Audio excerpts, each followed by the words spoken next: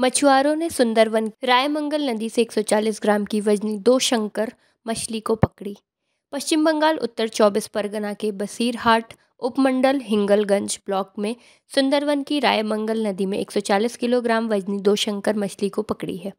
मछुआरे प्रदीप हल्दर ने सुंदरवन के स्वरूपकथी की रायमंगल नदी में पिछले 3 दिन पहले लगभग 1.5 क्विंटल की शंकर मछली को पकड़ी थी।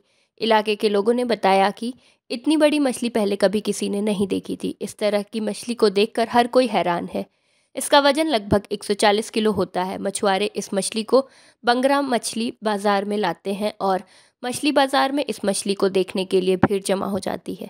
अंत में मछली 70,000 की कीमत में बिक जाती है। শঙ্কর মাছ পেয়েছি সড়কপাড়ি রায়মঙ্গল নদীতে।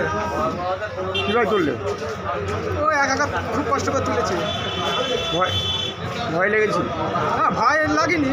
ভয় এর আগেবারটা পেয়েছিলাম, সেটা 1 কুইন্টাল 20 কেজি রয়েছে। এখন কোথায় নিয়ে এসেছো? এখন ওই বাংলায় ছেটে নিয়ে এসেছি মাছের কাটায়। বিক্রি করে দিয়েছো? বিক্রি করে দিয়েছি। তুমি পেয়েছো? হ্যাঁ, আমি পেয়েছি। নাম তোমার? আমার নাম প্রদীপ হালদার। কোথায় নিয়েছে? হ্যাঁ, আগে কোনোদিন দেখেছিল না, এরকম বড় মাছ দেখিনি। এই যে নিল, কেমন লাগছে? ভালো লাগছে। এরকম আগে কোনোদিন দেখিনি। কি নাম তোমার? কোথায় বাড়ি? চাকুল মাছ কোনোদিন দেখিনি।